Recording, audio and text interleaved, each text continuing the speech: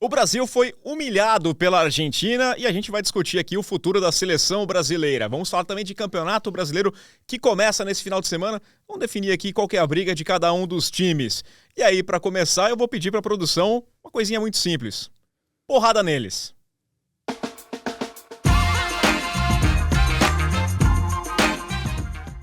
Vamos lá então começar o nosso programa aqui. Eu já não lembro, é a quarta edição, né? É a quarta edição. Estamos na cara do gol para falar de Campeonato Brasileiro, para falar de Seleção Brasileira. Eu, Rafael Ballatini, na apresentação, mais uma vez agradecendo a sua presença aqui com a gente. Então já pedindo para você deixar aquele like.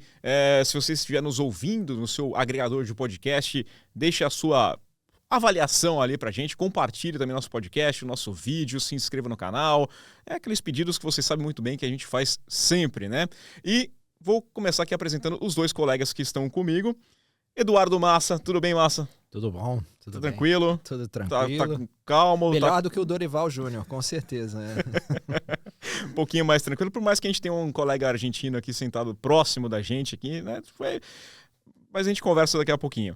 E temos de novo o Rodrigo Debrum com a gente, bem-vindo de volta. Me recuperando da porrada ainda, né? Porrada neles, né? Mas estamos bem. Eu fiquei, assim, assustado porque a pressão que o Luva de Pedreiro mandou no Instagram do Depou não funcionou. Eu fiquei mais afastado. Foi isso que motivou a Argentina a jogar, com certeza. Talvez tenha esse efeito aqui, né? Ele falou que ia ser no mínimo 3 e foi 4, né?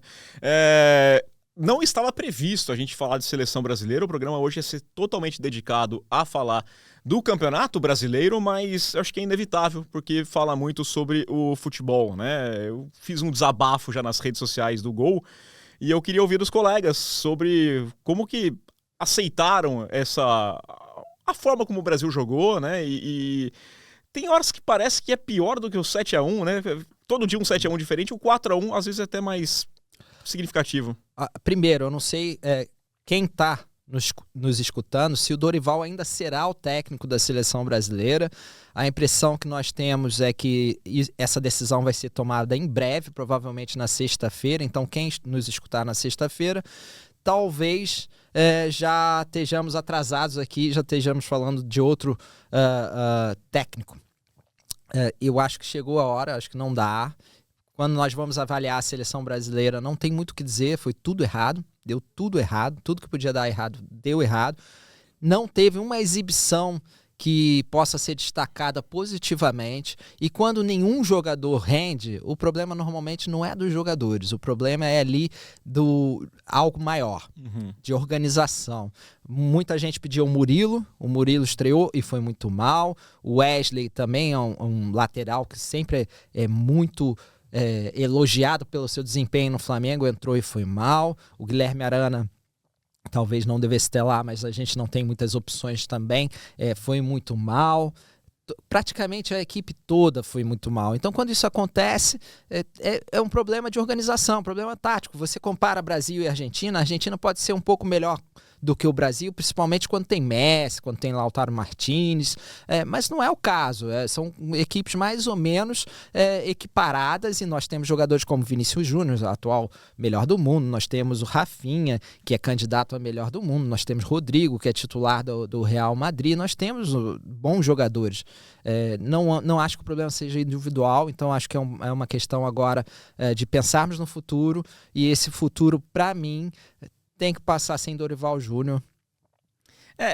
Eu já não concordei com a contratação do Dorival, né? Conversava com o Rodrigo antes da gente entrar no ar até, sobre o meio que a CBF tem historicamente levado as suas decisões sobre treinadores. Não é questão de trabalho, não é filosofia, é assim, quem ganhou o título recentemente, então esse cara aqui é bom. Se ele ganhou, ele é muito bom. E o Dorival foi colocado lá justamente porque tinha ganhado a Copa do Brasil e a Libertadores com o Flamengo, e depois ganhou a Copa do Brasil com o São Paulo, então o Dorival é o cara. Mas eu nunca entendi o Dorival como um técnico da seleção. Exato. Quero saber a opinião do Rodrigo também. Sim, agora é fácil falar, né? Também que ele não é técnico de seleção. Mas assim, o São Paulo, o que foi campeão com ele, não apresentava um bom futebol. Bem longe disso, né? A gente até comentou que ganhou do Flamengo naquela fase que o Flamengo teve a briga lá do Pedro com o auxiliar do São Paulo. O São Paulo ainda era o técnico. O São Paulo não se defendeu no primeiro jogo e o segundo jogo conseguiu encontrar aquele gol do Nestor e não fez grande coisa. Agora, na seleção brasileira, eu fiquei tentando puxar aqui um jogo bom da seleção com o Dorival e eu não consegui. Contra a Espanha, talvez, aquele empate? Talvez. Que a Espanha acabou sendo até beneficiada ali, acho que. Exato. Foi, acho que a estreia dele ali, um dos primeiros jogos dele. Que era o jogo do racismo. Isso. Lá, né?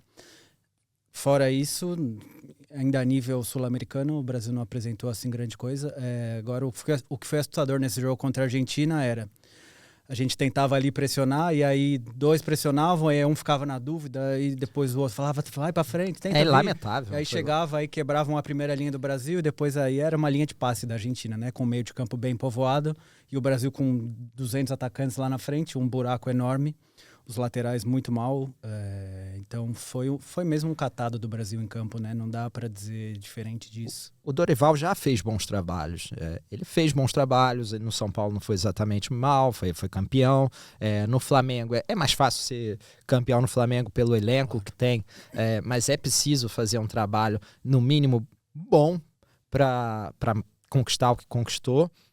Teve o Santos, que é a maior referência do Dorival, é uma equipe ofensiva. Então, acho que quando contratam o Dorival, pensam assim, ele vai montar uma equipe ofensiva e que vai jogar bonito.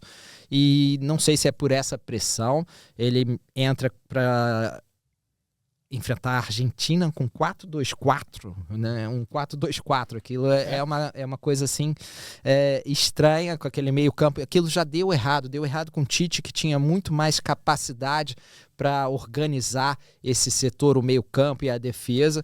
Óbvio que ia dar errado com o Dorival também, é uma coisa que nós falamos aqui, não adianta, você pega o Wesley, o Wesley é bom jogador, ele tem dois em cima dele, o André recua para marcar, não sabe se vem para esse ou se vai para o outro que está sobrando ali no meio, tem sempre dois sobrando da Argentina, e os jogadores ficam claramente perdidos, e o que isso acontece? Eles ficam com medo de dar o bote, porque se eles derem o bote, vai abrir mais ali, então o que eu vi foram jogadores completamente perdidos em campo, então não dá nem para colocar a culpa apenas nos jogadores. É claro que todo mundo tem responsabilidade, mas quando vê-se esse nível de desorganização, não é culpa do jogador, o jogador olha para um lado, tem que marcar um, olha para o outro, tem outro, parece que tem mais argentinos em campo do que brasileiros, né?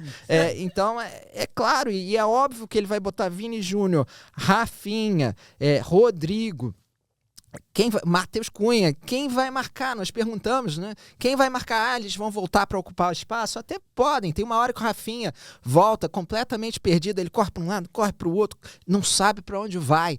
Então, como é que você vai conseguir montar uma seleção assim? É impossível.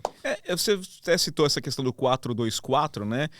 E eu acho que é muito reflexo do que a gente vem falando há muito tempo sobre como estão defasados os treinadores brasileiros. A marcação individual que a gente viu em vários momentos, marcação individual não faz sentido, já falamos aqui da marcação por zona, que ela é muito mais cabível para você ter aquela coisa e até para construção. O sistema tático é utilizado, então acho que ficou muito exposto. E aí vem aquela questão, né? Tá na hora de abrir para um estrangeiro ser o técnico da seleção brasileira, que eu acho bizarro a gente estar nessa discussão ainda, porque... É muito pequena, né? É muito pequena. Mas eu acho que o nome... essencialmente de fora, né? Pensando, não o Ancelotti, nós não temos um técnico estrangeiro porque o Ancelotti não quis vir. E nós voltamos, né? Parece que nós estamos voltando à mesma história de novo. Factoide, né? Quando eu li, eu achei inacreditável. A gente ainda discutiu o Ancelotti. A gente sabe que ele não vai para a seleção brasileira. E pior, vamos esperar o Ancelotti, mas ele só vai depois do Mundial de Clubes. Pelo amor de Deus, nós já vimos essa história antes. Não faz sentido. Guarda mais um pouquinho aqui que ele tá chegando. Não, olha só, ele tá colocando a calça, hein? Daqui a pouco ele vem. Parece história de criança. A impressão que dá, o Edinaldo, ele quer um grande nome ali para ser o escudo dele, obviamente.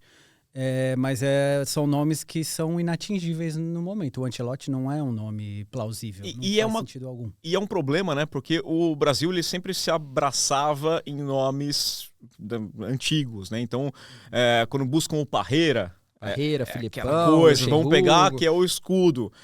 Só que aí o Parreira se queima em 2006, naquela loucura que foi na Copa do Mundo em Vegas. Depois o Filipão se queima com o 7-1. Então não tem um escudo não tem mais hoje. ninguém para ser fritado, né? Então agora fica mais complicado. Ninguém para levar a pancada que fosse. Técnico Tem brasileiro. o Tite, né? Mas Então, o Tite estava lá, então. o técnico brasileiro que eu diria, eu acho que o único brasileiro que teria condições de assumir a seleção, até porque tem que deixar. É uma coisa diferente, né? Técnico de clube é diferente de técnico de seleção. O técnico de clube tem o dia a dia, ele vai trabalhar. O técnico de seleção ele tem que fazer um trabalho muito diferente, que eu lembro, eu tive a oportunidade de conversar com o Tite em 2014, e ele até conversando sobre a ideia que ele tinha conversado com outros técnicos, de mandar mensagem para o jogador, estou pensando em fazer um sistema desse jeito, estou pensando em fazer o que você acha, você concorda, você consegue jogar desse jeito, e você vai discutindo com o cara. Então quando o cara chega na seleção, você só vai puxar. Lembra que eu falei de você jogar nessa posição aqui? Dá certo, né? A gente combinou, eu quero que você faça isso. Ótimo. Eu já vi muito. E ele também tentava, às vezes, estabelecer a relação ali entre o que o jogador fazia no clube, tentar trazer um pouquinho para a seleção, ver se o jogador também está aberto a algumas funções diferentes que ele não faz no clube. Mas é isso, é um trabalho minucioso, né? Vamos dizer, o técnico de seleção, porque ele não tem a chance de treinar, né? É pouco tempo. Chega lá, é um dia.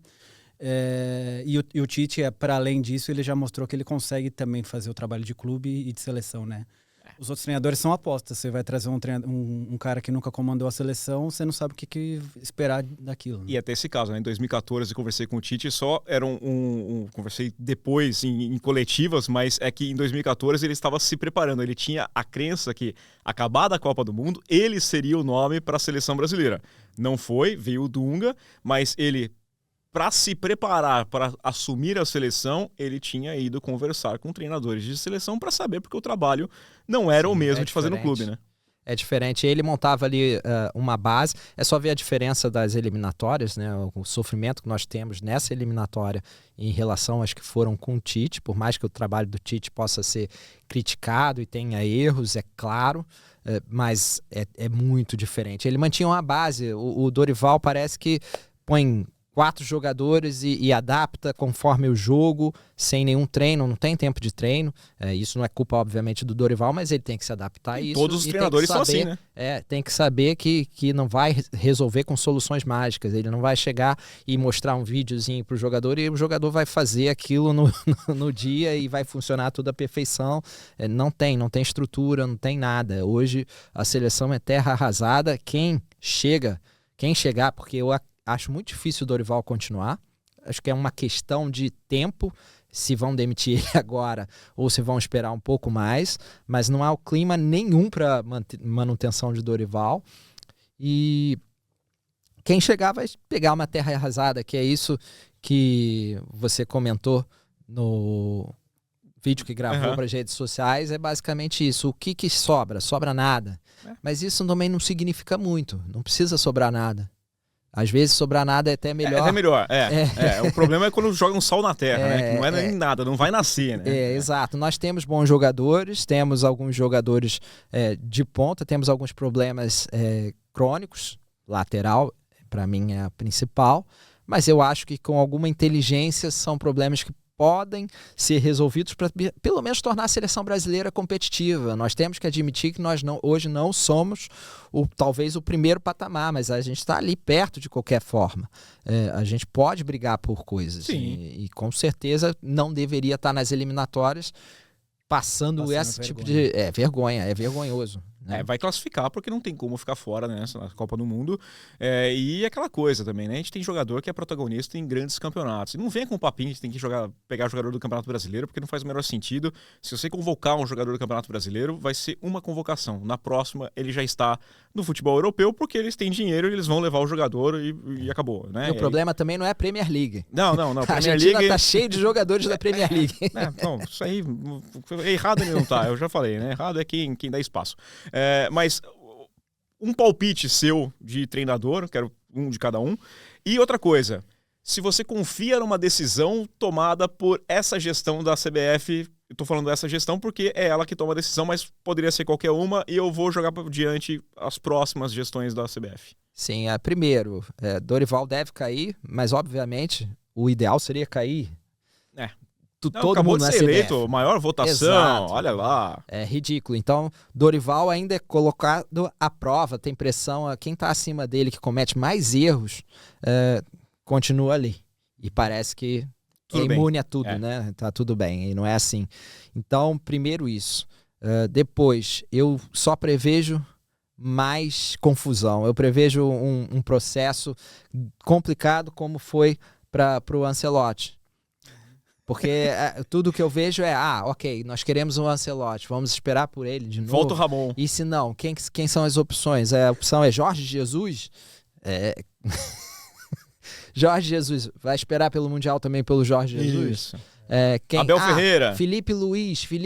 O Felipe Luiz começou a treinar não tem um ano, gente. Não tem um ano. Não é bom sequer para o Felipe Luiz. Ele ainda está começando a carreira dele como técnico e já vai pegar uma seleção brasileira que ele não vai ter o dia a dia do futebol, é muito, muito diferente. Eu acho que não é uma boa opção para o Felipe Luiz. Talvez fosse para a seleção brasileira, não é para o Felipe Luiz e mesmo assim nada diz que daria certo. É um técnico que não tem um ano de trabalho, basicamente. Tem um técnico brasileiro que está fazendo sucesso na Europa. Silvinho. Por acaso já. E tem experiência com seleção. Né? Então. Tá fazendo não deixa sucesso de ser justo com. A torcida do Corinthians não é nada fã do Silvinho, que ele trazia muito ali o detalhe pro Corinthians, mas. Olha, difícil escolher um nome. O que eu diria que eu acho que vai acontecer nesse processo eles vão demitir o Dorival Júnior. E aí vai começar. E vai demorar anos até chegar um nome de um treinador. Eles vão ver alguém que, sei lá, ganhar um título, que é difícil estadual e não vai ter nenhum título no meio do caminho, né? Então talvez eles tragam o Ramon de volta. O Ramon acabou de ser campeão aí do Sul-Americano. Deixa o Ramon, né? Exato. E aí depois fica esperando o próximo técnico campeão, é ele. Ele pode ser. Ou então os nomes brasileiros são o Tite, volta, um retorno, 2 Copas, né? O Tite falava de ciclo, fez o ciclo, é capaz de voltar no meio de outro. Aí ele completa os 8 anos dele em 3 ciclos, tá bom. Quem? Renato Gaúcho? Renato Gaúcho também, né? Tá esperando. Tá ali à espera. Não, ali na praia, ali pertinho. Nós não temos nomes brasileiros de relevância. Tá complicado. E os estrangeiros, a gente sempre cai nesse mesmo papo, né? Eu acho que o grande detalhe é o problema de gestão que a gente tem. E os clubes são muito culpados, porque os clubes fazem futebol, o torcedor vê clube. Se os clubes chegassem e falassem assim, olha, a gente não vai fazer o campeonato desse jeito, a gente vai juntar uma liga, né? Vou trazer o papo de liga de novo, que no fim nem sinta, simplesmente o papo de liga que aí vira um novo clube dos 13, com um racha e essa discussão, cada um querendo ser favorecido. A ideia da liga era fortalecer o todo, não era pensar só em direitos de televisão, direitos de transmissão, era fortalecer o produto campeonato brasileiro. E eu achava, quando começou essa discussão, eu realmente achava, ingenuamente, que esses clubes iam arranjar uma forma de se unir em prol da competição. Por quê? Não porque são competentes, mas porque o dinheiro, o bolo do dinheiro ia crescer. Sim. E é isso que move, obviamente, todos esses dirigentes. Não aconteceu, uma divisão absurda e já com forças que já começam a se desfazer, como foi o Clube dos 13, implodido por dentro. E nós vamos começar outro Brasileirão. Dessa forma, uma bagunça, né? Um Brasileirão que já começa aí com alguns problemas, como o Super Mundial no meio. Janela de transferência no meio, e abre aqui, sai gente lá e volta, aí vai ter data FIFA. Não joga mais na data FIFA, não joga mais. Joga no dia seguinte. Muda o quê? Exato. Né? E o grande ponto para mim dessa questão da liga é que tem essa guerrinha de poder e o cara quer ser favorecido. Então eu lembro que na outra tentativa de liga falaram do Kalil ser seria o mandatário da liga, tem que ter alguém. Aí, não, porque aí ele vai favorecer o time dele. Então eu quero que o meu seja favorecido. E aí começa nessa história. Então, acho que até o cara é mais desconfiado quando ele entende que se ele tivesse naquele cargo, ele faria de outra forma, né? Então, essa é a dúvida. Agora eu gostei de ver o Massa, segundo o programa, ele mostrando que ele é o cara otimista.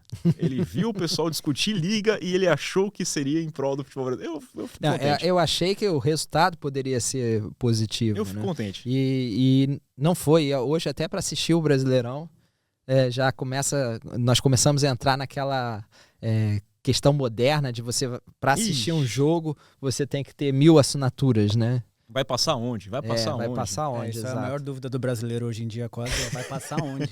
Ninguém sabe mais nada. Onde assistir, Mas uma coisa que eu tenho que recomendar que você assista é o nosso guia do Campeonato Brasileiro, tá? Aliás, teremos várias reportagens, várias matérias saindo no ugol.com.br, mas no YouTube, aqui no YouTube do Gol, tem lá entrevista com pessoa que entende de cada um dos times. A gente foi procurar influenciador, jornalista, quem vive ali cada uma das equipes.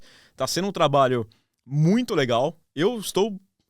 Foi uma das coisas mais legais que eu já fiz. Poder conversar...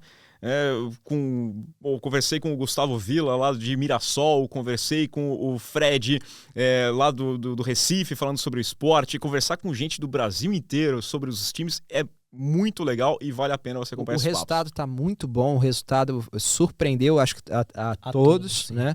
Porque é bom ver quem acompanha falar do clube e também com toque ali, muitas vezes, de paixão também, né? De paixão, às vezes, pelo trabalho do dia a dia ou pelo clube mesmo, quando é o caso de influências de clube. E é muito legal, é um trabalho realmente... compensa, vale a pena perder ali um tempinho para ver. Não é perder, é ganhar. É ganhar, exato. E saber como estão os clubes também, não só o seu, mas também a concorrência. Não, e é muito legal. O pessoal do canal do Vozão, do Bora Leão. Bora Leão, é curioso que eu fiquei com Fortaleza e Ceará, e aí ficou a nossa torcida demais, do Ceará, cara. Convocou do Fortaleza. Canto Rubro-Negro, o Viajante Tricolor, o Paparazzo. Tá muito legal. Tem mais vídeos para entrar, vão entrar todos aqui até o final da semana, mas muito legal. Agradecendo, né, todo mundo que topou, né? Foi muito bom de cara, a gente mandava mensagem, o pessoal aceitava na hora.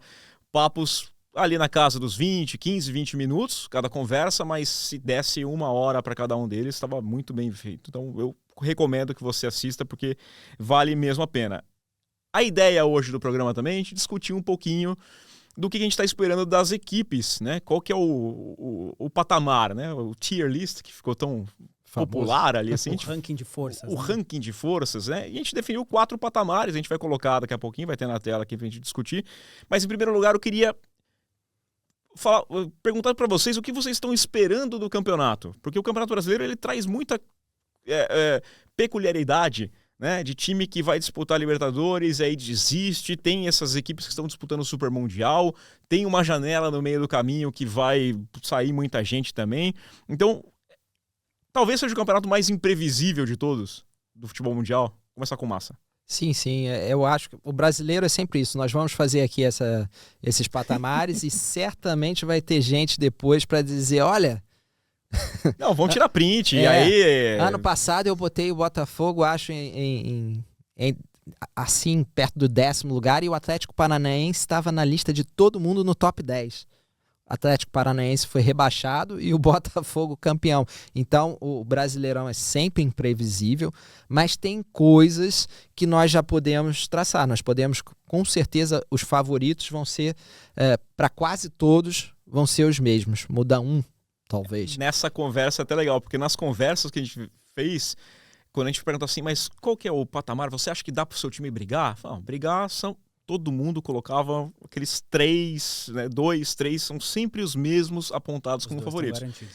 Com relação até à briga de rebaixamento, a gente tem o costume de falar, geralmente quem sobe a gente acredita que vai cair, né? Os times menores, torcidas, o Mirassol seria um candidatíssimo, né? Não é spoiler nenhum, mas faz muito tempo que a gente fala do Cuiabá cair, e o Cuiabá foi se segurando, foi ficando, e anos, até enfim, né? Mas Exato. É engraçado que às vezes a gente acredita, né, esse time aqui não dura.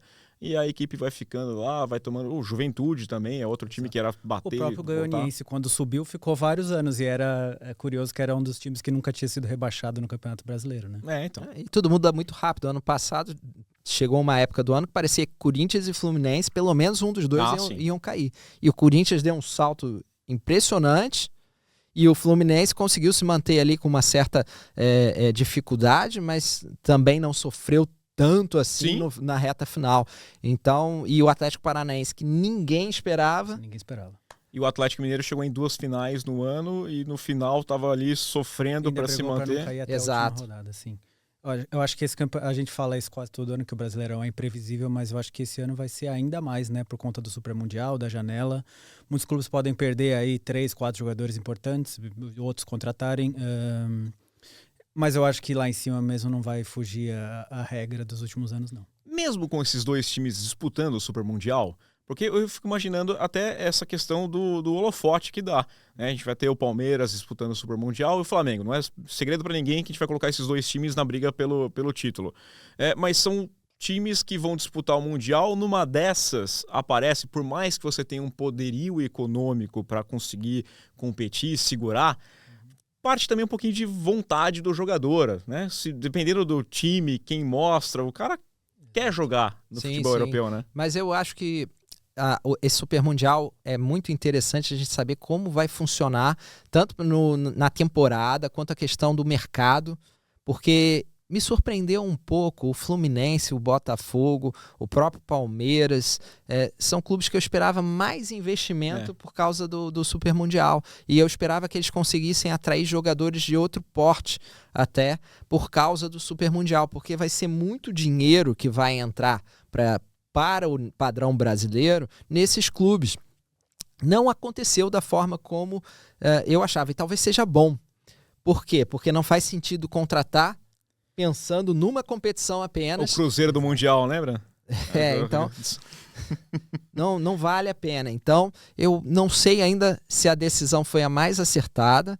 Eu ainda quero ver também como é que será o Flamengo que disputa a Premier League, que me fez lembrar o Corinthians 70%. Da Liga dos Campeões, essas bravatas que às vezes Real entram Madrid das Américas. que entram na mídia brasileira.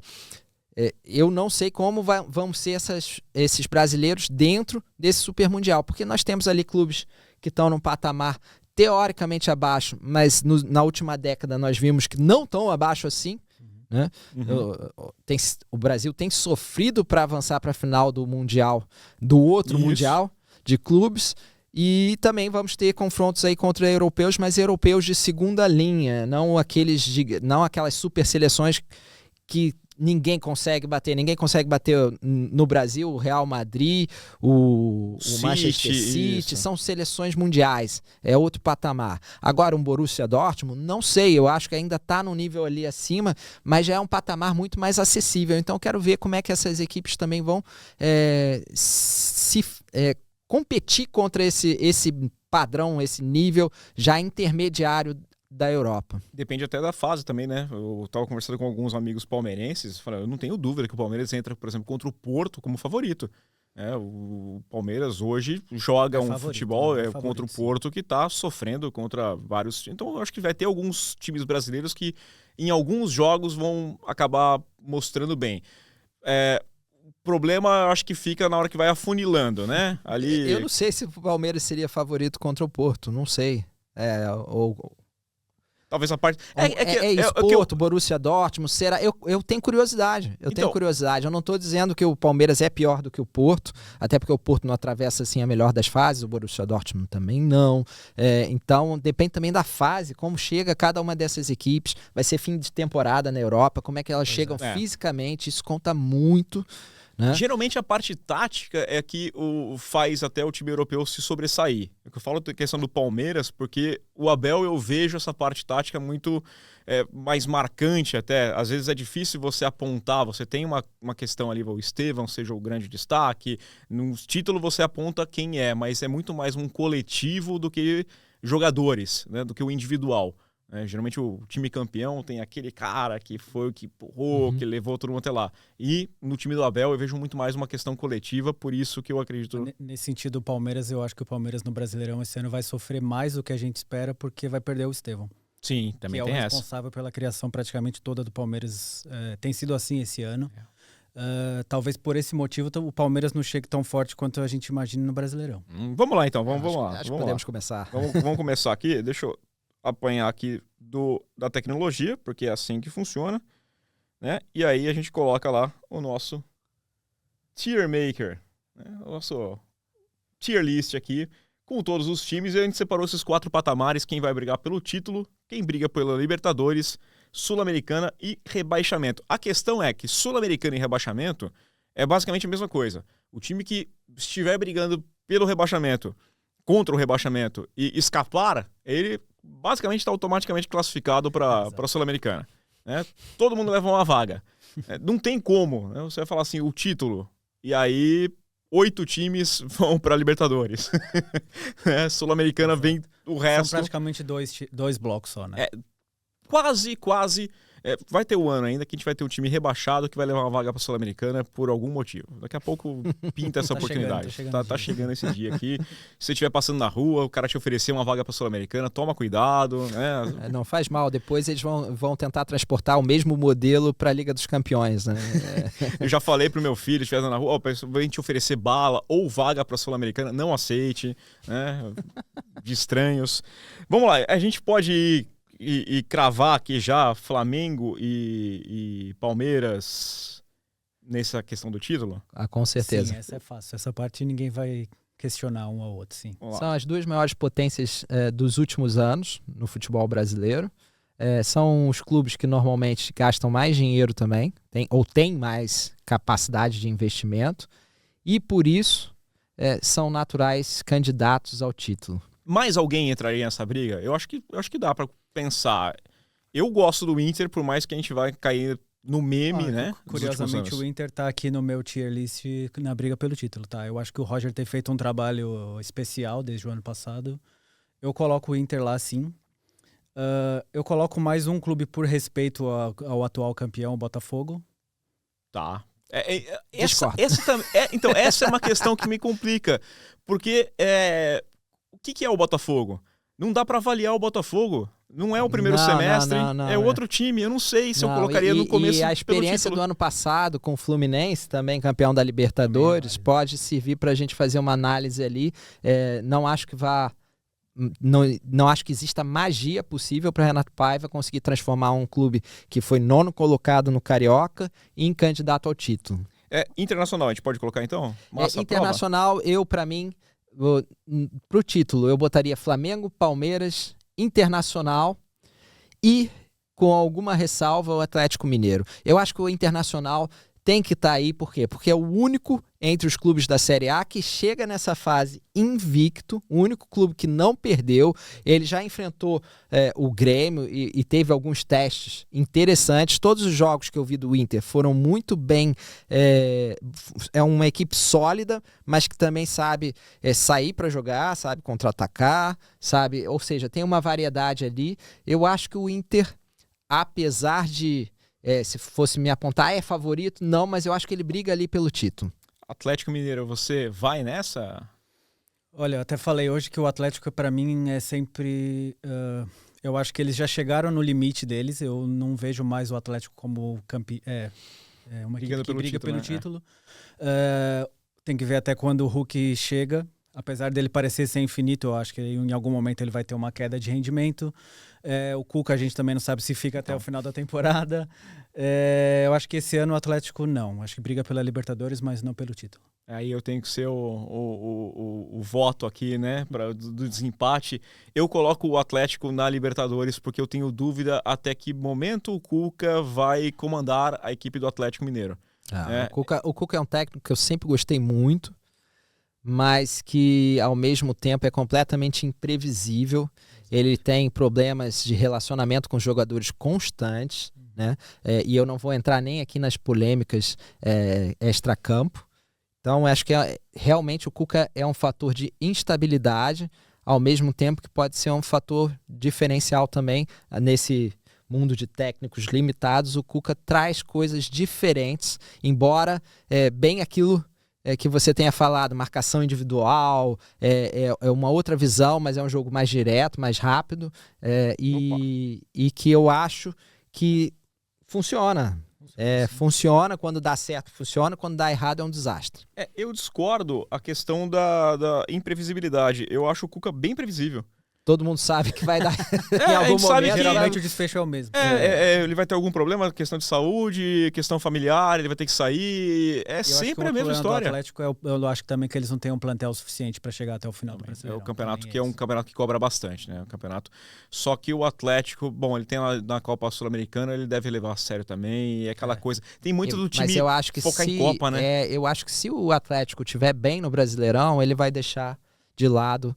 Não é a Libertadores, não tem Exato, Mundial. faz mais sentido Ou seja, largar ele o vai sentir Sul-Americano. menos se ele estiver ali na disputa do que vai sentir talvez o Flamengo, o Palmeiras. Até a questão do Inter, eu acho legal, acompanhando a entrevista que o Bica fez com a Nani Quemelo, ela conversando sobre isso, que a torcida do Inter quer o brasileiro. Hoje ela coloca o brasileiro acima da Copa Libertadores, porque é um time que não ganha o brasileiro desde 79, né? Exato, com justiça, é isso. Se eu também fosse dirigente do Inter e o treinador, Focava eu também um pouquinho focaria mais no ali. Brasileirão, sim. Eu vou colocar o Atlético Mineiro aqui da Libertadores.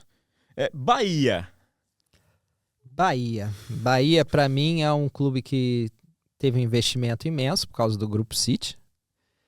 Já tem uma estabilidade, ou seja, tem um técnico, tem um jeito de jogar. Eu acho que é um técnico que vem evoluindo junto com o Bahia. O Bahia hoje é um Bahia mais completo do que era no passado. E eu acho que o Bahia, para mim, continua ali na briga pela Libertadores. Libertadores. O que a gente está tentando traçar aqui é o teto, né? Qual que é o máximo que ele vai conseguir fazer. É por essa briga aqui. Eu acho que o Bahia não briga pelo título brasileiro, mas pela Libertadores ele... Eu acho que o teto do Bahia é Libertadores e também concordo. Acabou de ganhar o Campeonato Baiano. O Ceni é um treinador interessante para esse projeto. Tem ali a estabilidade dele. Acho que sim. Acho que o Bahia esse ano é Libertadores também. Lembrando que o Bahia também tem a disputa da Libertadores. A gente não sabe até que ponto que ele vai, até o que ponto também vai investir ali pesado para seguir no torneio, né? Que vai abrir mão de uma disputa ou outra dentro do Campeonato Brasileiro, mas eu acho que é um time que briga pela... Eu acho interessante que no brasileiro sempre tem esses clubes que marcam uma era, alguns anos. Eu acho que o Bahia está entrando nessa era em que ele vai estar sempre lá. Sempre, é essa a impressão que eu tenho. Como foi o Fortaleza, que nós vamos falar assumindo a vaga que foi do Atlético Paranaense. E eu falei no passado, não por acaso, eu não acredito tanto no Fortaleza esse ano. E como foram outros clubes, mesmo os grandes têm essas fases, mesmo os gigantes, mesmo o Flamengo está numa fase espetacular, o Palmeiras está numa fase espetacular, mas já tiveram também fases terríveis e não muito distantes, né? Então é muito cíclico. E eu acho que o Bahia está ali naquela ascendente e vai continuar por uns 2, 3 anos ainda, se mantiver esse trabalho, nesse patamar. E, obviamente, se conseguir crescer, talvez brigue pelo título. Eu acho que ainda é cedo. O Botafogo a gente vai colocar numa briga pela Libertadores. O Botafogo sim. Botafogo uma briga pela Libertadores. E digo mais, eu não me surpreenderia se ele ficasse ali... Na Sul-Americana. Eu acho que sim, eu acredito. O Botafogo tem investimento imenso, mas ninguém sabe que o Botafogo vai chegar. Agora, um time que termina sem sequer ir para Taça Rio, eu não posso botar ali como disputa do título. E para mim, até para Libertadores. A mesma coisa, eles ganharam a Taça Rio. Mas pelo menos eles ganharam a Taça Rio. Dessa vez eles nem foram, né? A comemoração da Taça Rio levou o time. Eu acho que o Botafogo tem investimento. Pode surpreender, mas eu não prevejo futuro. Pelo que tem apresentado, não é time nem para Libertadores. Eu acho que o Textor... Mas aceito ali. Nessa questão que a gente falou até do Super Mundial, né? O jogador que se destacar no Flamengo, no Mundial, talvez o Flamengo consiga segurar. O Palmeiras, a mesma coisa. Eu acho que o Textor não tem a menor intenção de segurar. Se alguém se destacar, tchau, obrigado, valeu. Europa, adeus, Tchau, né? Não tem... não vai pensar 2 vezes antes de negociar. Não, ele já faz as negociações prometendo Europa depois, mas isso não necessariamente é mal, porque quase todos os clubes vivem essa realidade e no caso dele, ele tenta manter, pelo menos no ano passado, conseguiu fazer isso muito bem, no sentido de mantê-los para ganhar tudo, ganhou tudo, ou seja, teve sucesso. Eu acho que o problema aí foi a transição. Ele não se livrou apenas dos destaques, mas de muitos jogadores. Então, a base foi toda embora, ou toda não, mas boa parte foi embora, ofensivamente foi toda embora, e leva tempo até reconstruir isso, né?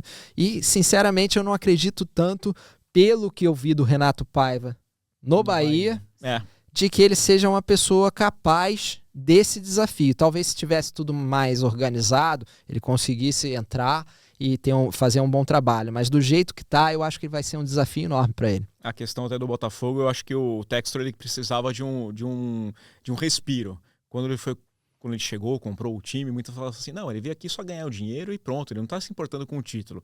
E aí começou uma cobrança e falou, não, eu vou entregar um título, e agora ele deu aquela relaxada, então eu ganhei um tempinho sem ter dor de cabeça, que eu vou poder justificar. Não, que isso, a gente ganhou a Libertadores e o Brasileiro. E aí o planejamento, por exemplo, de treinador, para mim é absurdo, porque antes de ir para o Mundial, já se sabia que o Arthur Jorge não ia ficar. Né? Já tinha... Ele já tinha deixado muito claro que que ele não ia ficar. Por mais que vocês tentassem negociar para que ele continuasse, você já tinha que estar monitorando e depois, né, cada nome que surgia era um diferente do outro, uma coisa estranha. O Ceará, qual que é a briga do Ceará? O Vozão aqui, esse é difícil, né? É um clube que acabou de voltar. Acho que ele tem uma vantagem boa, que o Léo Condé passou por essa experiência no Vitória e logo foi demitido, que eu acho que o Vitória... errou, mas acertou depois com o Carpini.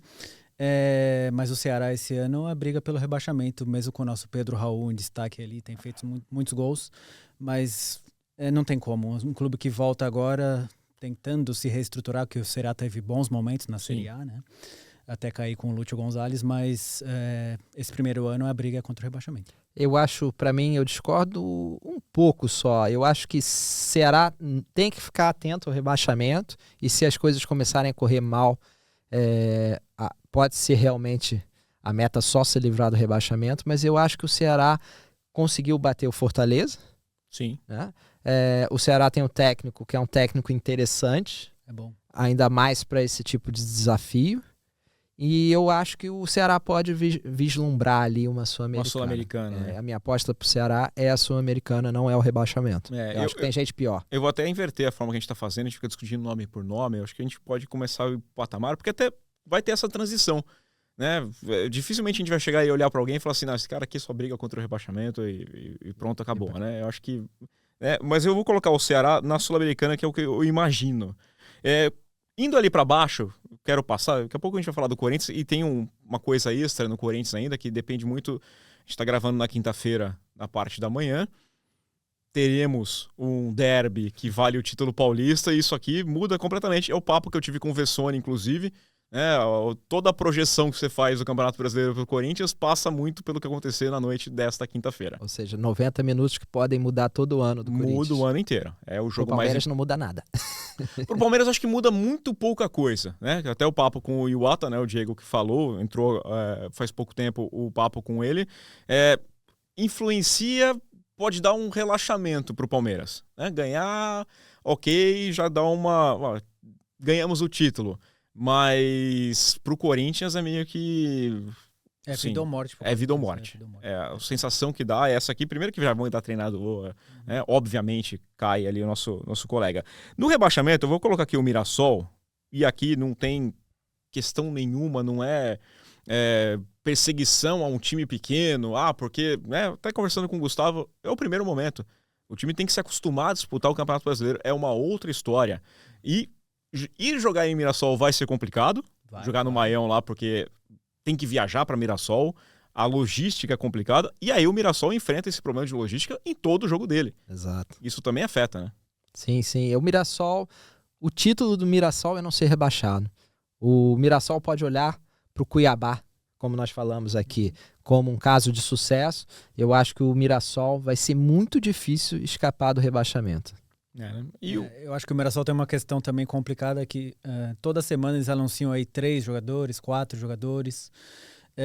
Eles montaram um plantel novo aí para a Série A praticamente e vai ser difícil encaixar isso tudo e ainda conseguir sobreviver, né, no Brasileirão. Mas sempre pode confiar com um gol do Léo Gamalho ali no finalzinho. Ele entra no segundo tempo, mete um gol, 40 anos e tá fazendo gol. Reinaldo, King Naldo lá na lateral. Essa eu acho que foi fácil também dizer, foi a melhor contratação do Mirassol, é o Reinaldo. Né? Bom, e o Walter não deve começar ainda, porque o Walter tá machucado. Então, o Muralha começa como titular no Campeonato Brasileiro. Acompanhe lá, tá bem legal. E eu acho que o Juventude é um time que entra com esse pensamento de rebaixamento. de briga de rebaixamento? É boa também. Eu acho que sim. Para mim, o Juventude Pra mim, sim, também. briga contra o rebaixamento. Eu acho que o Juventude é sempre também uma equipe difícil de enfrentar, principalmente lá. Aham. Mas vai ter que fazer mais e não mostrou assim tanta capacidade de conquistar esses pontos. É mais um time que eu acho que vai sofrer e teria que fazer um trabalho quase perfeito em casa para conseguir escapar no do polo rebaixamento. aquático lá, geralmente eles se dão bem, né? Tem que Exato, torcer é sempre pro polo difícil, aquático é no sempre Jacone, difícil. Precisa trazer de volta a neblina também. A neblina Exato, que era legal. exato. Aquele jogo de domingo às 6h30, com aquela neblina, você não vê nada, aquela coisa assim. Concordo, o Juventude esse ano o objetivo é o mesmo do campeonato passado, sim. Contra o rebaixamento. E aí, Eu acho que a gente podia fazer uma estatística, né, dos melhores desempenhos na neblina ou debaixo de chuva. Geninho odiava. Talvez o Juventude. Eu tenho a impressão que o Geninho cima, caiu né? umas 5 vezes na neblina lá no Jacone. Eu tenho 5 demissões dessa forma aqui, né? Tem uns caras que são mais complicados mesmo. Vamos lá, vamos pro Corinthians. Eu acho que é muito difícil prever onde o Corinthians vai por conta dessa noite. O Corinthians é um dos clubes mais imprevisíveis do Brasil, né? Isso, já é imprevisível. Aliás, fica aqui uma dica para você que está acompanhando nesta quinta-feira ou qualquer momento. A gente vai fazer uma edição extra aqui no nosso podcast na sexta-feira para tratar da final do Campeonato Paulista, até para caso for mudar essa previsão nossa aqui, né? Então, como a final foi transferida para quinta-feira e não na quarta, como era imaginado, a gente decidiu fazer essa versão extra. Onde vocês colocariam a briga do Corinthians? Vamos lá. Eu não vou ficar em cima do muro. Eu acho que o Corinthians mostrou na reta final do ano passado que tem time para disputar no top 10, ali entre os 10 primeiros, e para mim pode lutar contra a Libertadores. Pela Libertadores. Ou contra também, dependendo do torcedor. O Corinthians já lutou contra a Libertadores esse ano, Exato. conseguiu. Ganhou, Eu acho que a questão é o Corinthians contra o Corinthians. Como é que o que vai acontecer hoje? Se o Corinthians for derrotado pelo Palmeiras, perder o título pro Palmeiras, eu acho que o Corinthians vai se autodestruir.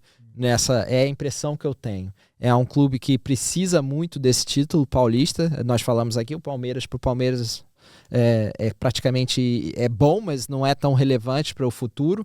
Para o Corinthians, não. Eu acho que o Corinthians precisa desse título. Se não vier esse título, eu prevejo caos. E o caos nunca é bom, ainda mais para um clube que tem jogadores como o Memphis Depay, que no primeiro problema podem simplesmente... A malinha já tá pronta lá. Tá no jatinho, já estilo voltando. William, estilo William vai dizer, amo vocês, mas... Obrigado por tudo, muito legal, cidade, gostei ali, Santo André, São Bernardo, fui para vários lugares, conheci tudo, mas valeu, né? Acho Valeu, que é isso. Boa sorte. Então eu acho que são dois cenários pro Corinthians. Eu apostaria no Corinthians na Libertadores, ou pelo menos ali brigando pela Libertadores. Acho que tem time para isso, mostrou que tem capacidade. Chegou na final do Paulista mesmo, nesse momento um pouquinho mais conturbado. Então eu acho que sim. Eu acho que ainda é uma força que pode brigar ali por uma vaga na Libertadores, até porque nós nunca sabemos quantas vão para Libertadores. Em teoria, olhando o elenco do Corinthians até o investimento, seria um time até para brigar pelo título. Pelo que se gasta aí, você vai colocar ali, você tem um Rodrigo Garro, você tem um Yuri Alberto, você tem um Memphis Depay, você tem Eu acho que para brigar pelo título falta um treinador, né? Então, acho que o ponto é esse. E falta também o Yuri Alberto pode ser vendido também, que é uma coisa que a gente sempre escuta. O meio do ano pode ser bem cruel pro Corinthians. Com esse combo que eu acho que o Corinthians não tem treinador para brigar pelo título e pode perder alguns jogadores, eu diria Libertadores hoje, né? Colocar aqui Libertadores. Se você fizer a mesma pergunta amanhã e o Corinthians já perdido o título, eu já jogaria para a Copa Sul-Americana. Mas pra hoje, para baixo, exato. Ano passado foi isso. O Corinthians lutou contra o rebaixamento e depois na reta final parecia time capaz de lutar pelo título. Né? Pelo título. Então eu acho que o Libertadores está de bom tamanho. Cruzeiro. Essa também é uma boa incógnita, né? Cruzeiro me parece... Eu vou até tentar lembrar o que eu marquei aqui. Me passa uma sensação de Sul-Americana, não sei. O Cruzeiro é engraçado. Eu quando vi as contratações, eu pensei assim, são jogadores que podem render com o Fernando Diniz. O Fernando Diniz não tá lá mais e os jogadores não fizeram nada, basicamente. Então o Cruzeiro eu acho que é um projeto falhado, que pode me calar a boca depois, no futuro, claro, mas me parece um time que briga no máximo pela Sul-Americana. Eu não vou dizer rebaixamento, mas eu vou dizer, não me surpreenderia se aquilo começasse também, porque são muitos egos ali, é Gabigol, é Dudu, são jogadores veteranos. Aquilo é um barril de pólvora e se explodir, o Cruzeiro tem que ter atenção. Em compensação, tem potencial, obviamente, para mais. Para mim, Sul-Americana é a meta realista do Cruzeiro, apesar de todo o investimento. Eu vou ser muito ousado e vou dizer que o Cruzeiro briga pela Libertadores. Eu acho que sim. O Leonardo Jardim é um bom técnico. Eu não sei como ele vai lidar com esse monte de ego aí. Então. Ele também é um treinador que é personalista e tal. Não sei que choque que isso vai dar. Mas eu vou arriscar porque eu acho que no meio do caos isso ainda pode dar certo. Então eu vou arriscar a Libertadores. Eu vou ficar com o Massa, porque é o seguinte, é um campeonato de tiro longo e com um elenco muito envelhecido. De fato. Então isso aqui pra mim, o Gabigol eu não sei o quanto que vai conseguir jogar, o Dudu eu não sei quanto vai conseguir jogar, o Fagner, esses caras, é complicado você puxar um campeonato mais longo e talvez acabe optando, é um time que rapidamente olha para uma Copa e fala, beleza. A Copa, o Palmeiras e o Flamengo, nós já falamos isso aqui, não deixam de sair jogadores à toa. Sim.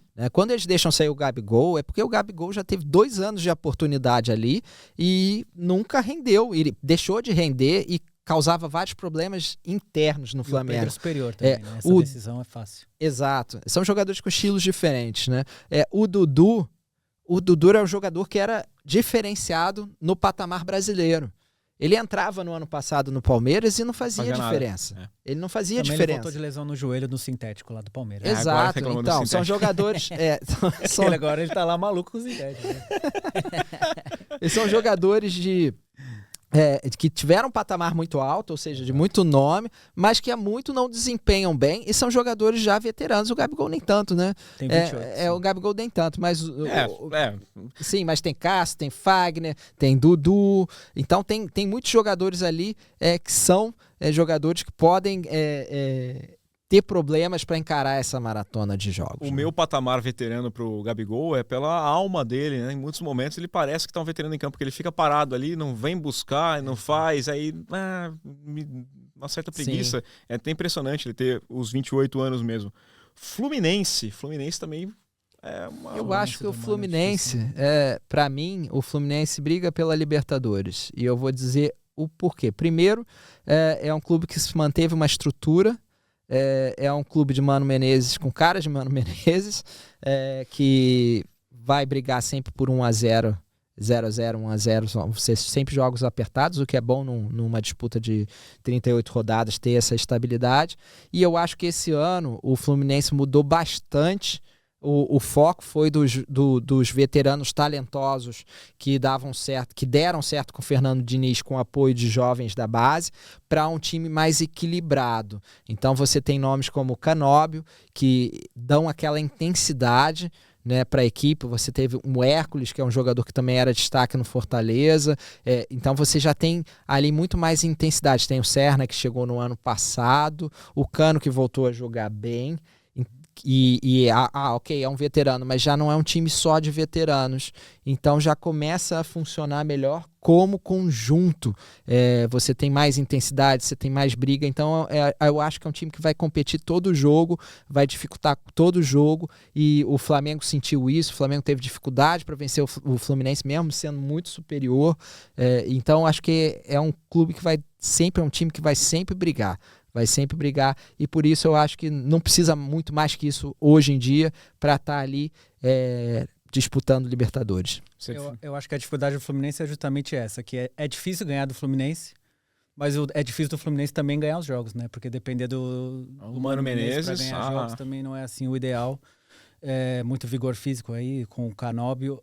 Eu acho que o teto do Fluminense é realmente Libertadores, mas eu diria que ficaria na Sul-Americana. Eu acho que ele fica naquele setor do pré-Libertadores. É aquele time que vai ficar ali em oitavo, por aí. meio ali. Eu vou colocar a Libertadores, porque ainda é Libertadores, né? Mas é aquele time que eu não consigo imaginar que ele vai passar muito no sexto, que ele vai ter um momento... difícil, ele vai ficar ali naquela fase de pré-Libertadores. Também tem esse detalhe também, né? Eu acho que ele tá nesse bolo aí, que briga abaixo, porque para mim Flamengo, Palmeiras e Inter, mas principalmente Flamengo e Palmeiras, já mostraram nos últimos anos que estão sempre lá, podem estar em segundo, terceiro, mas estão sempre ali no bolo dos 4, né? Agora, o resto ali vai depender muito de momento. Uhum. Vai depender muito de momento. Para mim, o Fluminense está nesse bolo. O Botafogo, por exemplo, está numa fase muito pior e a gente colocou no mesmo bolo. Por quê? Porque a gente sabe que pode chegar lá, tem investimento para isso e foi campeão do Brasileiro e da Libertadores. A gente tem que dar algum crédito, né? A gente pode voltar aqui, dar uma pausa do Super Mundial e jogar de novo, porque aí vai ter 12, vai ser completamente diferente.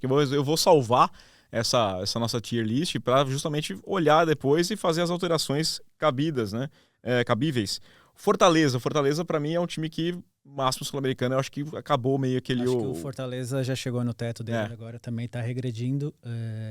Eu até perguntei para o nosso convidado se já era o momento de repente, trocar de treinador, qual que era a visão do pessoal do estado lá.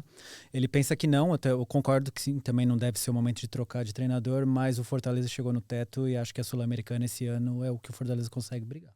Eu acho que o Fortaleza perdeu uma oportunidade de dar aquele passo. Ele teve aquele ciclo bom e podia ter dado um passo além, e não conseguiu. E agora sofre. Por quê? Porque não tem a mesma força esse ano. Então, talvez seja um ano de reconstrução para o Fortaleza, né? E talvez seja um ano de repensar o Vojvoda e do Vojvoda repensar também. Mas eu acho que é um casamento que deu tanto certo que se eu fosse dirigente do Fortaleza, eu pensaria nessa reestruturação com o Vojvoda. E tem outra coisa que muita pouca gente tem atenção. O Fortaleza, ele tem mais dificuldade ali.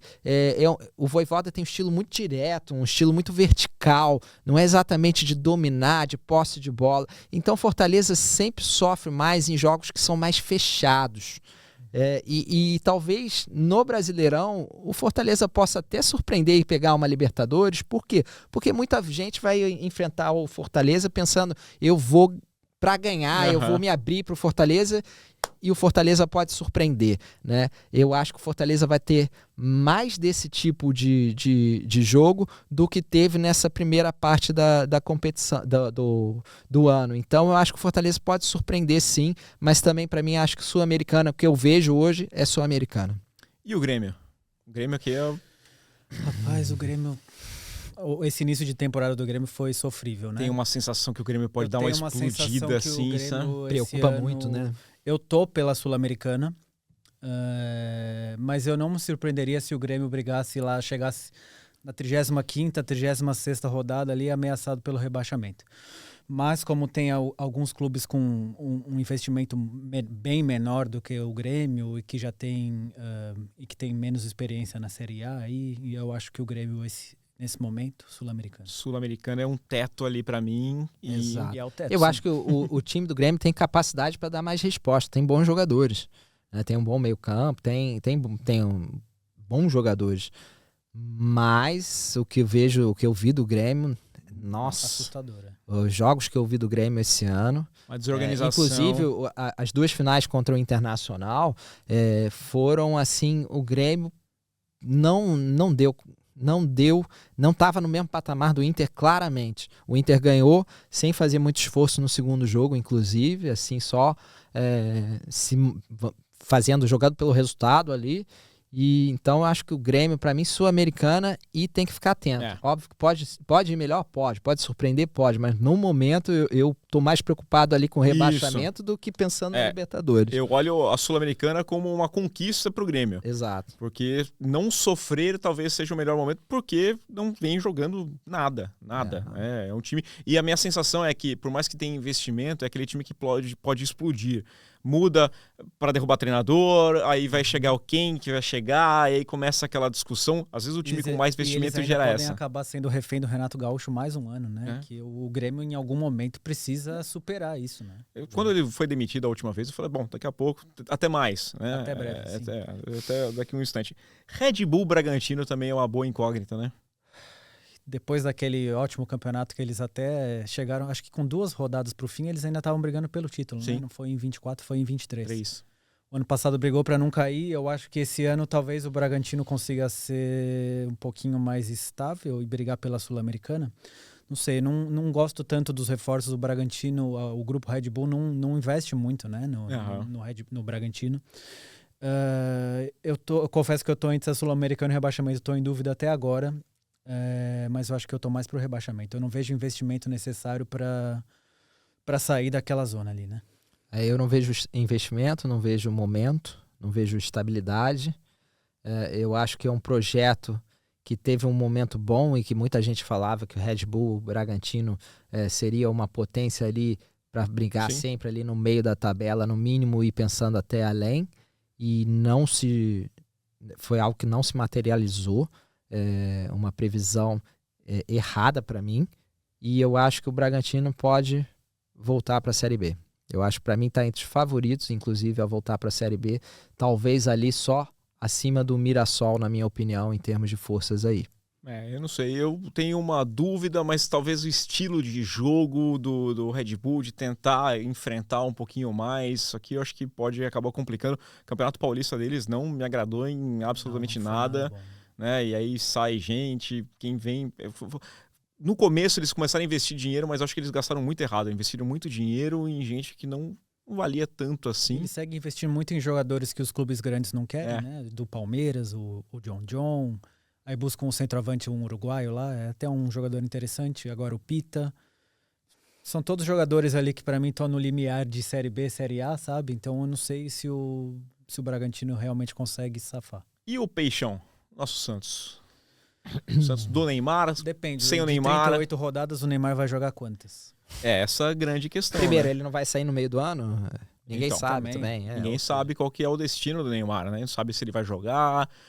Parece que final de semana já não joga, já começa fora na estreia. Tá um mês sem jogar e não vai jogar a estreia também. Se fizesse essa pergunta para mim no início do ano, eu diria que o Santos está ali entre os favoritos ao rebaixamento, claramente. Hoje eu já acho que Sul-Americana é um bom patamar pro Santos, e é óbvio que o Neymar pode dar um salto de patamar. O Neymar faz muita diferença quando joga, né? Sim. Mas ele tem que jogar, ele tem que estar em condições físicas para fazer a diferença, e ele não tem estado nos últimos anos. Então não seria racional da minha parte acreditar que por um milagre Neymar vai ressuscitar e vai levar o Santos a algo além de uma Sul-Americana. Sul-Americana, para mim, já está de bom tamanho pro Santos. Se beliscar uma pré-Libertadores é uma coisa incrível. É quase um troféu, né? E também uma coisa o Santos deitou ali em Inter de Limeira, os clubes que acabaram até rebaixados no Paulistão. O nível agora vai subir muito. Os 3 melhores jogos do Santos, né, da chegada do Neymar, foram 3 jogos contra os times que brigaram contra o rebaixamento. 2 rebaixados e um que escapou por pouco. Depois enfrentou o Red Bull Bragantino, por isso que a gente está colocando até o Red Bull nessa situação. E contra o Corinthians, mas o Corinthians não jogou grande coisa. Sim, o Corinthians não jogou bem nenhum clássico. O Corinthians não vem jogando bem. Acho que jogou bem contra o Palmeiras, mesmo assim, né? Naquele bem... sair com a vitória. Realidade, exato, sair com a vitória, mas jogar mesmo, propor o jogo, foi mais complicado. Eu acho que o Santos está nessa Sul-Americana, mesmo com o Neymar jogando bastante. A minha sensação é essa. Até porque eu achava que o Neymar, a volta do Neymar ia significar também que o Santos ia conseguir atrair outro nível de jogador, ia ter um elenco mais ali encorpado. E não foi bem assim, né? Talvez até pela essa imprevisibilidade, se o Neymar sai, se não sai, se fica, como é que ele vai jogar. Então eu acho que o Santos Sul-Americano já é bom para esse momento do Santos. Acho que o Santos tem que pensar em se estabilizar de novo, né? Em continuar fazendo um trabalho fantástico de revelar jogadores e manter uma base ali para poder fazer as revelações também jogarem, né? E o Tricolor? Tricolor é uma dúvida boa também, viu? É uma das maiores incógnitas desse campeonato também. Pelo futebol que apresentou esse ano, seria a Sul-Americana. O Lucas aí tá com uma lesão no joelho, ninguém sabe o que vai dar, se vai precisar de cirurgia ou se o tratamento tido como convencional vai funcionar. Já viu tanto essa história no São Paulo, né? O São Paulo tem até um plantel relativamente grande, mas o Zubeldia também não sabe muito o que fazer com aquilo. Não sei se também vai mudar de treinador em algum momento. O São Paulo é uma incógnita grande. Eu acho que o teto desse time é Libertadores, mas vai ter que dar muita coisa certa para o São Paulo brigar por Libertadores esse ano. Mas Lembrando que o São Paulo está na Libertadores, é um time que exato. tradicionalmente abre mão de tudo para pensar na Libertadores. Tem a Copa do Brasil também, né? Outro mata-mata. Eu vou fazer aqui. A gente já consegue ver aqui os clubes, então eu vou fazer uma comparação. Para mim, o São Paulo está acima do Ceará, está acima do Cruzeiro, está acima do Fortaleza, está acima do Grêmio, está acima do Santos. Então, para mim, o São Paulo é Libertadores. São Paulo estão na Libertadores. Aqui temos os dois tricolores ali, um lado a lado. Eu acho que, inclusive, esses 4 ali, Botafogo, Corinthians, Fluminense e São Paulo, são clubes que podem brigar muito ali por posição. Eu acho que eles estão mais ou menos no mesmo patamar. Podem surpreender, mas também podem surpreender pela negativa, né? Então, pode dar alguma coisa errada, né? Ali, né? Sim. O esporte. O esporte foi um papo muito legal ontem com o Fred, até ele estava falando, né? O Fred Figueroa, pela dificuldade de entender o que vai ser o esporte, porque faz bons jogos, mas disputando um campeonato em que ele tem que propor o jogo. Exato. E o começo do esporte é contra o São Paulo, contra o Palmeiras, né? Então talvez já possa... Pepa de volta aí à Série A, né? Ele é um treinador que gosta de propor o jogo, mas o esporte voltando agora, mesmo com os reforços portugueses que são interessantes, né? O Sérgio Oliveira, o centroavante que agora me fugiu o nome, o Paciência, sim. É uma equipe interessante, mas eu acho que nesse momento é para brigar contra o rebaixamento. Voto também contra o rebaixamento. Acho que essa é a luta do esporte. Eu não vejo o esporte indo muito além nesse campeonato. Tem um elenco limitado. O Gonçalo Paciência mesmo é um jogador limitado e que pode ser bom para o esporte. O Sérgio Oliveira já é um pouco melhor. Então, eu acho que o esporte hoje tem um Pepa que fez um bom trabalho no Cruzeiro, mas ainda tem um elenco que está ali naquele limite entre Série B e Série A. Acho que vai ser um campeonato muito duro, isso eu tenho certeza para o esporte, independente de onde eles vão chegar. E para mim, dentro dessa lista aí, eu acho que ele está melhor do que os outros ali. Eu confio mais no esporte do que no Bragantino, no Juventude, no Mirassol. Mas eu ainda acho que que a briga dele é contra o rebaixamento. Eu acho que um fator legal que o esporte tem também é a torcida, né? Sim. Estádio cheio, pressão, é difícil jogar lá. Eu acho que isso também vai ser bem importante para eles. É um time que pode acabar beliscando uma coisa mais para cima, mas a briga inicial do time é essa aqui. Contra o rebaixamento. O Vasco é... difícil, né? Tem gente... Ultimamente, a gente sempre vai dizer que o Vasco é candidato ao rebaixamento, mas esse ano tem uma coisa importante. Eles têm um treinador... do 1-0 ali, né? Que dá boas chances do Vasco talvez não sofrer tanto. O Vasco com o Carille, eu nem sei o que a torcida do Vasco acha do Carille. Geralmente as torcidas não gostam muito do Carille, né? Fora do Corinthians. Nem do Corinthians. Mas nem do Corinthians mais, ok. Mas assim, eu acho que o Vasco supostamente brigaria pelo rebaixamento, mas vou dar um voto de confiança pro Carille e o seu eterno bom sistema defensivo e vou meter ali Sul-Americana.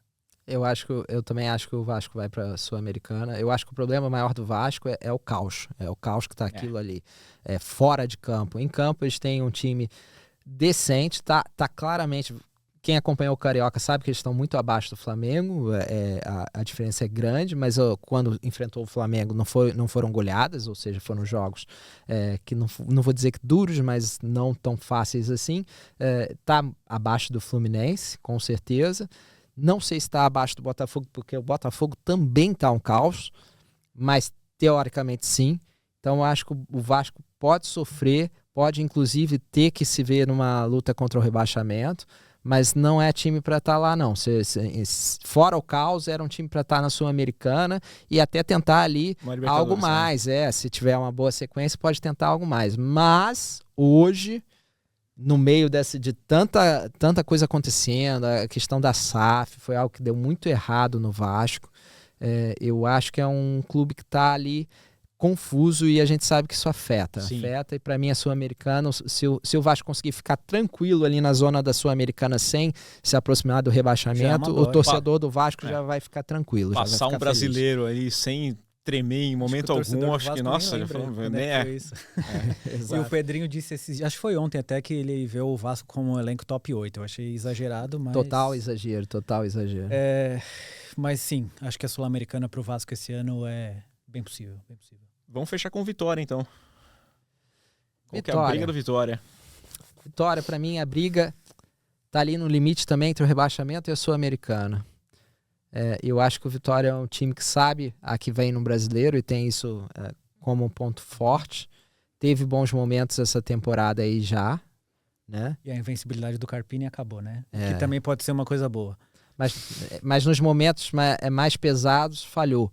Então eu boto ainda ali a luta contra o rebaixamento. Para mim tá ali como esporte, eu acho que são os melhores ali da luta contra o rebaixamento, os que têm mais chance de fugir de se livrar, mas ele tá lá ainda para mim. Colocaria ele aqui assim, só que é o que eu olho, né? Esse pessoal da Sul-Americana, é o que a gente tem falado. O Grêmio é um time que pode dar alguma coisa muito errada e ele pode ficar para baixo. O Ceará pode ter uma instabilidade e aí começa aquela coisa de mudar treinador, ele pode cair ou então ele pode crescer e beliscar uma pré. Esses times, eles são muito voláteis. É a mesma coisa, o Grêmio é a mesma coisa, vale quase para todos, sim. Né? Eu acho que o Santos não briga contra o rebaixamento. Não acho que o Santos vai correr risco em algum momento de brigar contra o rebaixamento, mas tirando isso aqui, esses outros eles podem ficar até beliscar uma pré-Libertadores ou brigar contra o rebaixamento. Sport e Vitória podem acabar beliscando uma Sul-Americana. O Red Bull Bragantino pode, sei lá, né? Às vezes encaixa ali, funciona o sistema e dá certo. O Mirassol pode surpreender. O brasileiro ele é difícil por isso. Né? Você coloca esses times, o Corinthians se perde a final do Campeonato Paulista amanhã, não sei se não briga contra o rebaixamento. Então, tem todos esses detalhes que eu acho que acabam pesando bastante para prever. Mais seguro mesmo eu fico com aqueles 3 lá em cima. Eu acho que o Flamengo, o Palmeiras e o Inter, eles em algum momento vão estar brigando nos 5 primeiros. Né? O Flamengo, aliás, precisa voltar a disputar o Brasileiro mais a sério. Né? Não lidera o campeonato faz muito tempo, é um time que abre mão para disputar a Copa e precisa levar a sério. E o Internacional tende a levar a sério o Brasileirão. Acho que é isso. Eu acho que sim, eu concordo plenamente. Para mim, acho que o mais certo mesmo que não briguem pelo título, Flamengo, Palmeiras e Inter vão ficar ali no bolo de cima, né? Aquela segunda leva ali da Libertadores, eu acho que o mais surpreendente para mim, que pode surpreender negativamente, é o Botafogo e o Corinthians. Por quê? Porque são clubes que passam... O Botafogo ninguém sabe o que chega e o Corinthians, que vai ter essa final decisiva e pode passar por períodos difíceis se não vencer hoje também. Agora o resto também vai ficar ali, para mim, no mínimo no top 10. Agora essa vaga da Sul-Americana ali realmente são clubes que estão com problemas, né? São clubes ou que têm problemas de elenco e tão bem, mas a gente sabe que o elenco é limitado, ou são clubes que não têm problema de elenco, como o Cruzeiro, mas que passam por momentos muito complicados, né? E a gente sabe que no Brasileiro você só precisa cometer um erro, uma fase ruim, para de repente ver o seu sonho de título se transformar em pesadelo do rebaixamento, né? E vídeo o Atlético Paranaense no ano passado. Então, é isso. Eu acho que esse bolo da Sul-Americana é aquele bolo que quase tudo pode acontecer ali com esses clubes. Eu acho que a gente fecha desse jeito, você tira aquele print para cobrar a gente depois, porque assim a gente se arrisca, a gente vai errar. É o óbvio. A melhor coisa do futebol é essa. Eu lembro que falavam que era a única novela que você assiste várias vezes e não sabe o final, porque o Campeonato Brasileiro a gente vai ver o mesmo campeonato, a mesma competição, com o mesmo formato. A gente vai errar com certeza, porque todo ano a gente tem ali a nossa base, o que a gente acha que vai ficar meio por ali, nunca fica, então... Já é certeza que não vai ser assim. E eu sei que o torcedor que tá olhando assim, você tá achando que vai rebaixamento? Ele vai vir, vai xingar, vai reclamar, mas se cair no final do ano, volta e fala, pô, vocês estavam certos. Às vezes a gente acerta e erra também, porque essa é a brincadeira. Bom, encontro marcado com você, com o Rodrigo vai estar aqui com a gente, acho que o Cláudio vai estar com a gente, não sei se o Massa vai estar ou não, mas teremos uma versão pocket do nosso programa para falar da final do Campeonato Paulista nessa sexta-feira. Então siga aí nos ouvindo, dando aquela curtida, compartilhando o nosso canal, acompanhe também nosso guia. Massa, aquele abraço. Prazer. Até a próxima. Rodrigo, até daqui a pouco. Até mais. Boa sorte pro Corinthians, hein? Vamos ver pro Corinthians e pro Palmeiras. Não sei, vamos ver. Vamos ver o que vai acontecer nessa final aqui. Olha, isso aqui promete, né? Neoquímica Arena. Não sei não, tá? Vamos lá então. Pessoal, grande abraço para vocês. Até a próxima. Valeu.